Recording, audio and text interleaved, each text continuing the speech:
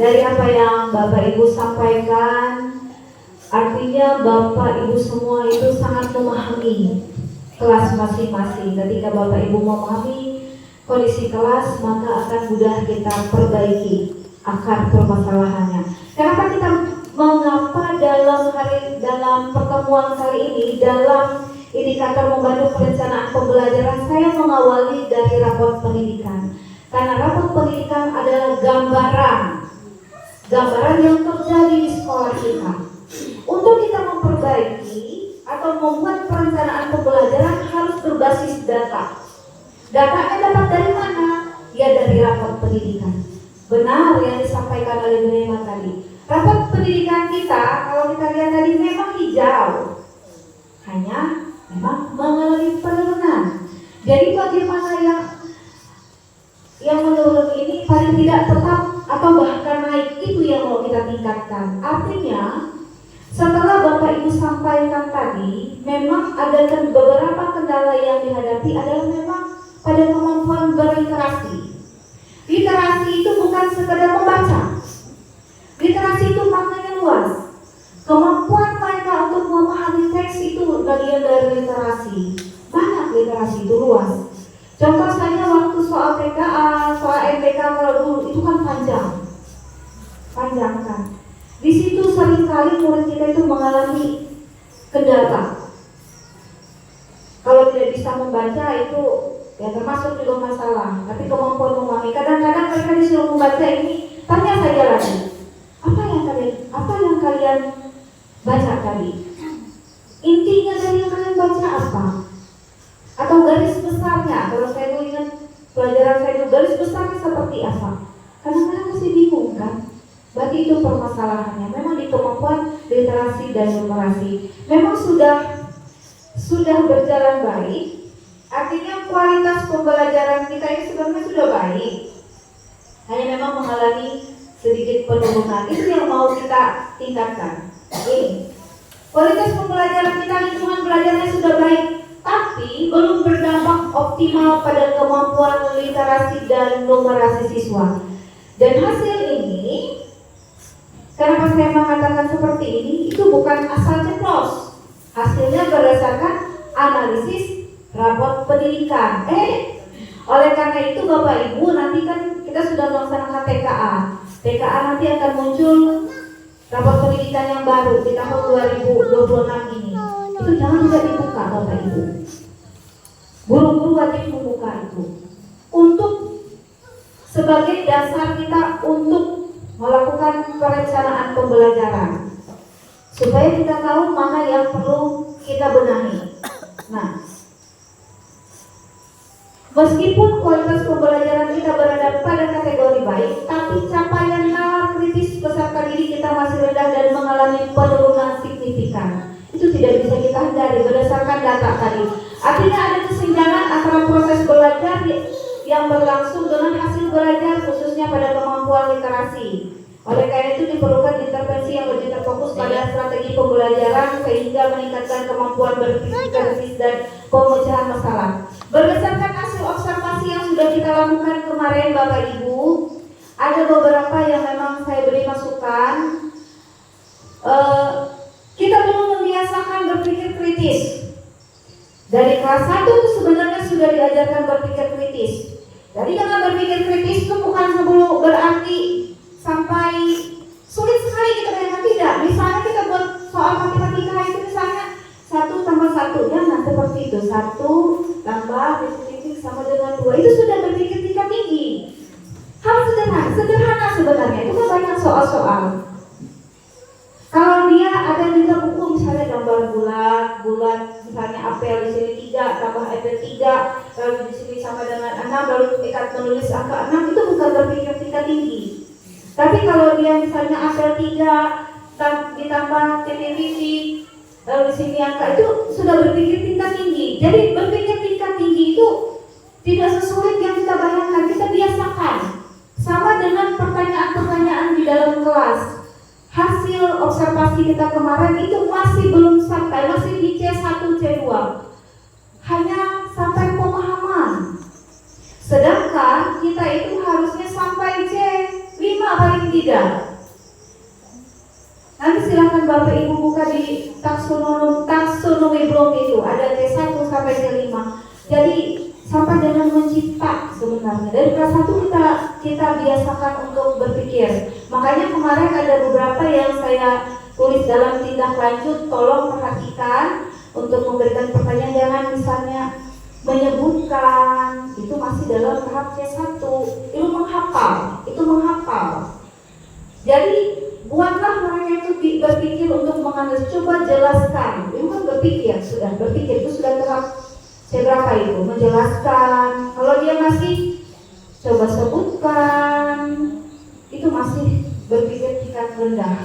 Jadi nanti itu yang kita biasakan dari kelas 1 supaya nanti mereka sudah terbiasa untuk berpikir tingkat tinggi. Kemudian juga dari apa yang Bapak Ibu sampaikan tadi, ada yang mengatakan murid tidak fokus, ada permasalahan yang belum bisa membaca, ada permasalahan lagi tadi kurang memahami materi yang disampaikan. Ini dijelaskan, ini ditanya, ini menjawabnya di sana tadi. Lalu bagaimana menurut Bapak Ibu? Apa penyebab mereka ini? Tidak kayak Ibu Ani tadi muridnya apa? Tidak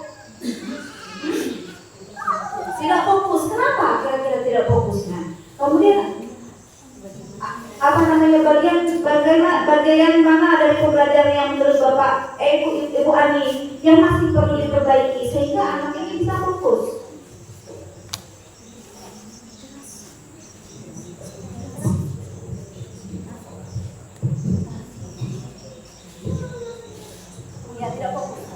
Yang tidak fokus kalau saya menjelaskan memberi materi, mereka banyak bermain.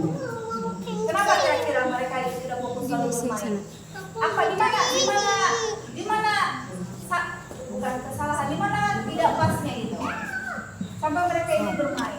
Sambil lanjutin lah videonya. Apa yang mantar anak yang harus diperbaiki sehingga mereka ini tidak bermain, tidak kehilangan fokus? Apa yang sudah Ibu Ani lakukan?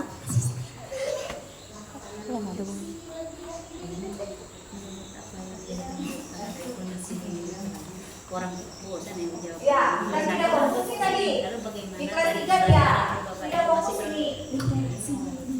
Lalu penyebab utama mereka itu tidak fokus apa kira-kira? Ini kan masih ada penyebabnya ini. Faktor keluarga. Ini kan ribut nih. Di dalam kelas ribut nih. Keluarga. Ribut murid kita ini. Apa penyebab mereka sampai ribut? Ada gurunya ini. Iya. Pasti ada masalah kan? Iya. Apa penyebabnya? Apa masalahnya?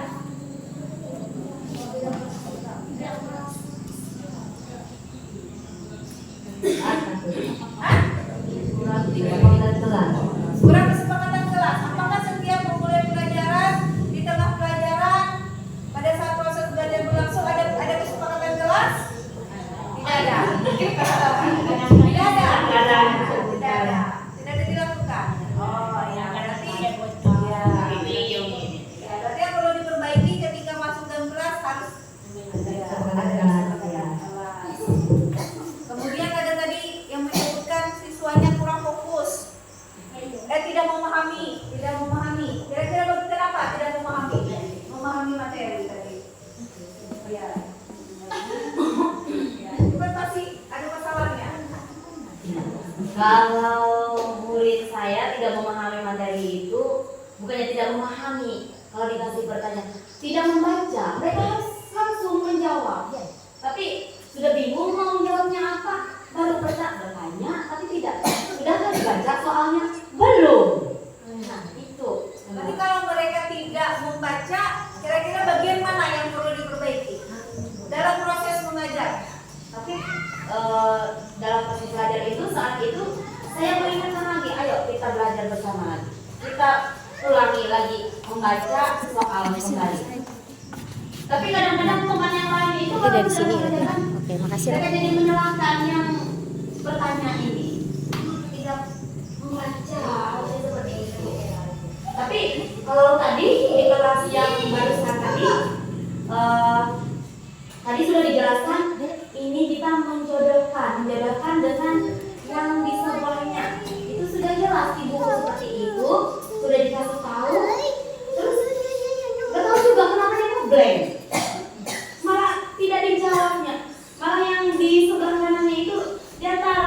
jawaban tidak dijodohkan.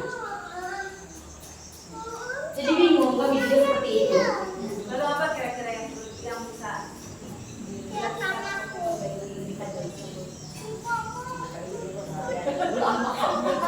Kalau yang lainnya, kalau coba dibahas banyak waktu. sesuai dengan masalah kita? Saya tadi ada mengatakan juga ada beberapa siswa yang kurang fokus dalam proses pembelajaran. Saya bertanya kepada murid saya itu, kenapa kamu ribut terus? Kenapa kamu gak takut sama ibu? Karena ibu tidak galak. Jawaban anak-anak.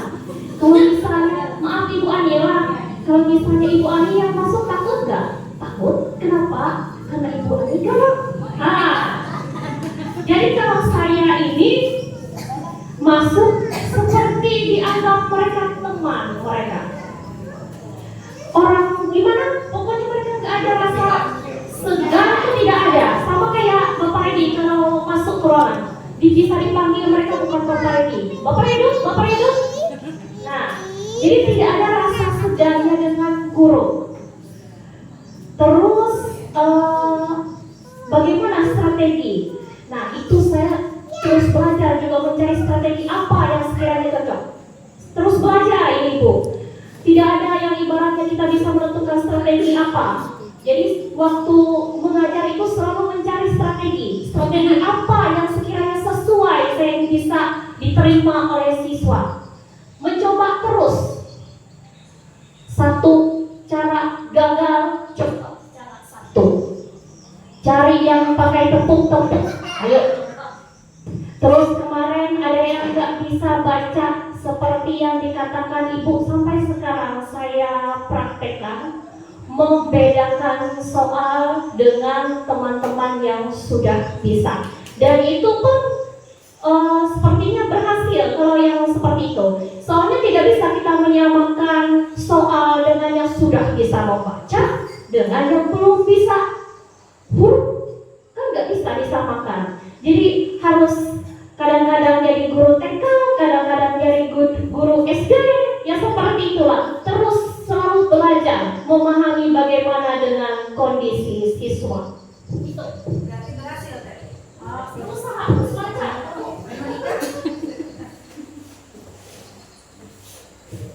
Kalau saya, kalau masalah anak yang belum memahami, ya seperti yang Ibu Beli, bertanya dulu, belum membaca. Kadang anak memang seperti itu. Kemudian ada juga kadang mereka belum memahami kosakata yang mereka baru, padahal itu sehari-hari sering mereka dengar. Masalahnya apa? Karena mereka kadang hanya membaca tapi tidak memahami, kemudian kadang mendengar tapi tidak menyimpan di memorinya, saya bilang. Coba nanti kalau pertanyaannya ini, kalau ada teman yang bertanya, satu kasih pertanyaan ini, yang lain coba dengar. Supaya jangan satu orang yang bertanya, nanti 5 orang tanya lagi soal yang itu lagi. Jadi bilang saya dengan mereka, saat ada teman bertanya, coba pasang telinganya. Karena kita punya indera pendengar, ada. Jadi saat biarpun kita menulis, kenapa bisa Ibu kadang lagi menulis di sini, ada yang Ibu oleh sendiri bisa tahu, jangan ribut. Ibu kenapa tahu kalau kami ribut? Padahal kalau kami gerak, padahal Ibu di situ ada menulis. Karena apa? Indra itu Ibu gunakan. Pendengaran dan penglihatan itu Ibu gunakan. Kenapa? Karena dibiasakan. Nah, oleh sebab itu saya bilang dengan anak-anak, coba kalian, kalau ada mereka yang belum paham, jadi saya lempar dulu ke siswa yang lain. Ibu bertanya, ini ada temannya bertanya soalnya seperti ini, pertanyaannya begini. Adakah yang bisa menjawab dulu? Jadi saya kasih balik ke teman yang lain. Kalau saya ada Bu, jadi jawab ini. Setelah masih balasnya masih kurang, diperjelas, saya perjelas kembali kepada mereka sehingga temannya memahami. Itu mungkin yang bisa saya sampaikan. Terima kasih.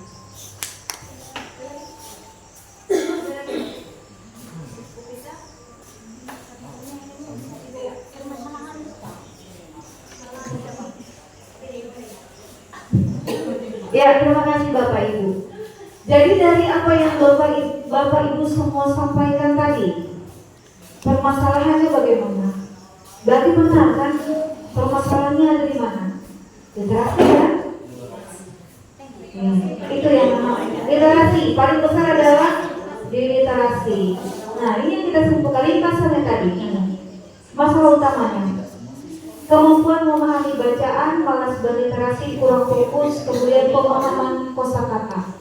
Memang tidak bisa kita pungkiri, kita ini seringkali menggunakan bahasa ibu di rumah. Ketika kita terlalu dengan bahasa ibu, kadangkala ketika kita harus membaca teks dalam bahasa Indonesia akan sulit kita memahami. Ya, karena kita keseringan memakai bahasa ibu. Bukan berarti kita artinya memandang bahwa bahasa ibu tidak baik, tidak. Kadangkala ketika memang ada anak dia terbiasa menggunakan bahasa ibu, maka ketika dia diberikan bahasa Indonesia dia bingung searti ini. Dia akan seperti itu. Ini akan berpengaruh pada pemahaman mereka. Jadi hasil diskusi tadi masalah utamanya kita ini ada apa? Hampir semua di Dikit lagi. literasi. Masuk tuh. Aku masuk. Aku cuma sampai deh. Dari permasalahan tadi, kemampuan memahami bacaan, malas berliterasi, kurang fokus, kemudian pemahaman kosakata. Apa solusi menurut Bapak Ibu yang bisa kita sepakati untuk meningkatkan kemampuan literasi anak didik kita? Karena ini kan menjadi perencanaan pembelajaran yang akan kita fokuskan di dalam kelas ini adalah meningkatkan kemampuan kita di kemampuan literasi dan numerasi. Ini masalah utamanya. Lalu bagaimana solusinya yang kita sepakati untuk meningkatkan, untuk mengatasi